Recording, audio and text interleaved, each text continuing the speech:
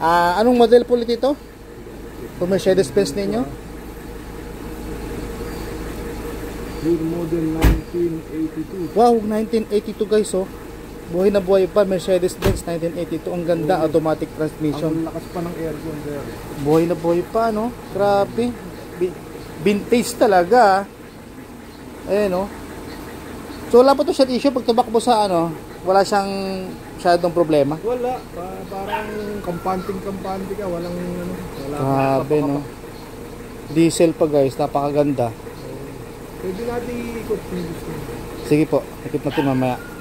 Tapos ang lakas ng aircon. Lakas pa ng aircon. Ilan po tinakbo niyan, sir? Hindi ko alam kung accurate pa yan. Kaya ilawan natin. Nakalagay, oh, ano ba yan? 1,000 ilaw pa, ano? 108. 108, 1948, 19. Grabe yung ano niya. Buhay na buhay pa. So yung may-ari nito, collection talaga niya to.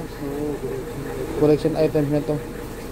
So nandito kami ngayon guys sa Forbes, Makati, sa North Tanguil Street. Ito, meron pa siyang sunroof bago diyan. So pinadala sa amin ito para ipagawa, i-restore yung ating project car na Mercedes-Benz. Yan, so, kuya, yung ano, yung latero, siya po yung uunat nito.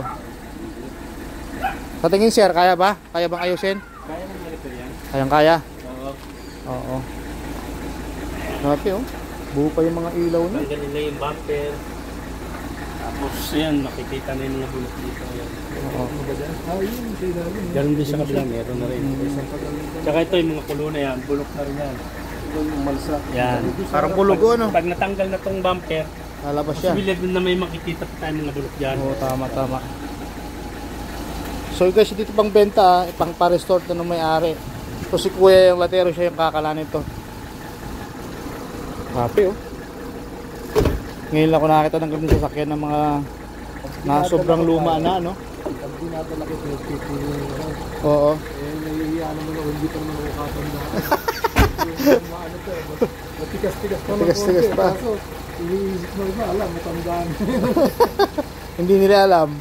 Itong halaga nitong mga ganitong katatagal ng sasakyan na pataas pa ang value nito. Oo. Tsaka chiding talaga ito. Oo. Tingnan mo naman, yung bubong niya, oh, kasi latang-lata pa, unat pa, kasi meron siyang sariling bubong. Meron siyang garahe. Buti pa ito may bahay.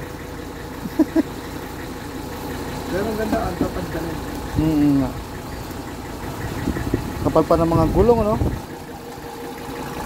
Maiuwi kaya namin kayo sa San Pedro, sir? Tingin mo. Hindi ba magdadala ako ba? Hindi ko alam kay sir, no? Sir Gary, kung anong ano niya, eh.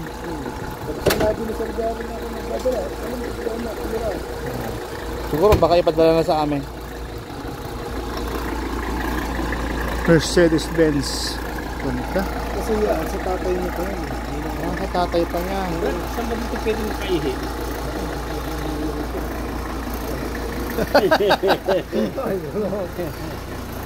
Okay, siguran natin ano. Try ko nga umupo sa loob kung ano tsura.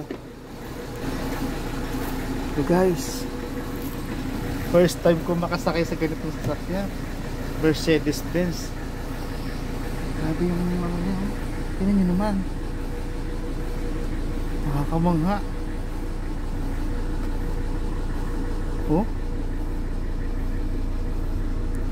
Grabe, oh.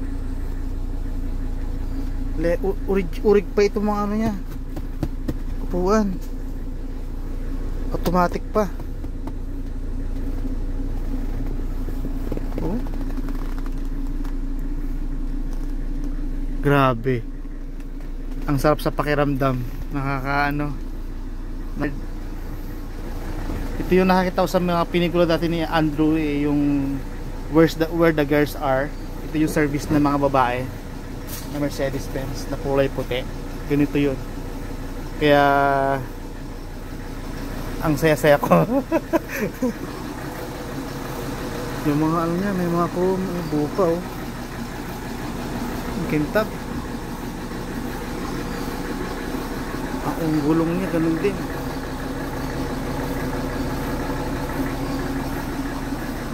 Pintak pa yung mga ilaw. Oh, walang mga basag eh. Nakarehistro pa to sir? Hindi na ano? Hindi na to nakarehistro ano? Sira ano ganun.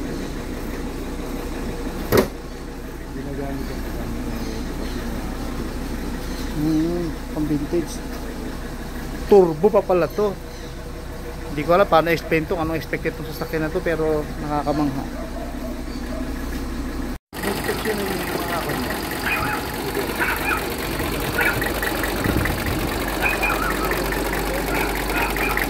Sir, diesel to sir, no? Diesel po ito, ano? Ilang cc po yan? 3.0, ganyan.